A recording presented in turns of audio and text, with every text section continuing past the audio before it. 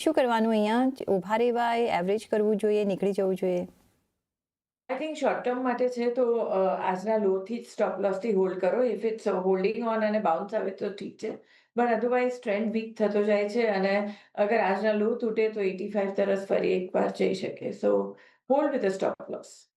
તો આજના લોથી તમે અત્યારના હોલ્ડ કરજો. એનાથી જો નીચે જાય છે તો 85 રૂપિયા સુધી પણ જઈ શકે છે. તો અત્યારના માટે હોલ્ડ કરો અને સી કે કઈ રીતના આ કાઉન્ટર આગળ વધે છે. પણ થોડું વીકર ટ્રેન્ડમાં કદાચ જઈ શકે છે. પણ આજનો દિવસ તમે અહીંયા વેઇટ કરી શકો છો.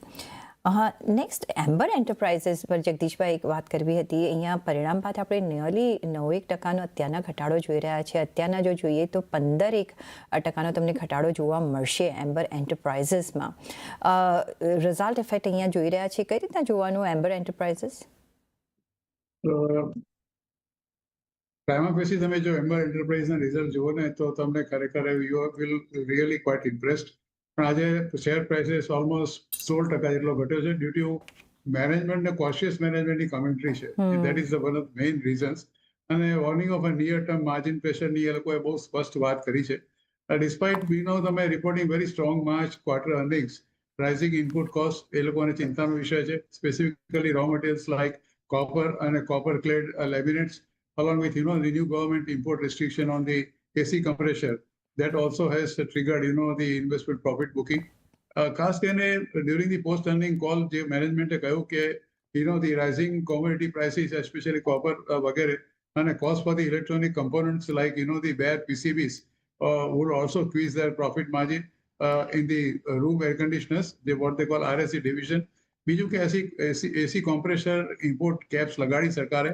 A restrictive directive issued by the Department for the Promotion of Industries and Internal Trade, જેને DPIIT કહીએ છે. They have caps compressor imports for the financial year based on FY25 volumes. એટલે કે એને તમે ગણતરી કરીને તમે એટલા જ કરી શકશો. અર્થાત કે there is a direct cut on the volume of the company's turnover. અને નેચરલી ઓપરેશનલ હર્ડલ્સ ચોક્કસ થવાની જ છે. અને ચેઇન કન્સર્ન્સ પણ થશે because entire AC is manufacturing સેક્ટરમાં બધાને જ આ તકલીફ થવાની છે.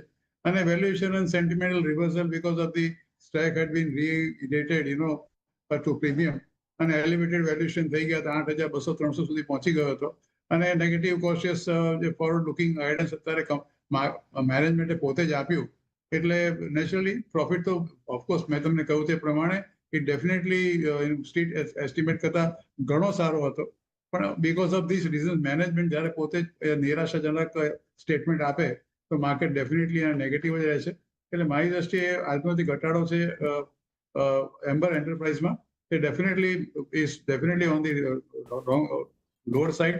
મને એવું લાગે છે કે કદાચ 7,000નું લેવલ પણ એ તોડી નાખે અને it may even go up to baby 6,800 rupees, જે નજીકના ભૂતકાળમાં બહુ જ આપણે આઈ થિંક 3 કે 4 મહિના પહેલા જ એનો 6,800નો ભાવ જોયો છે.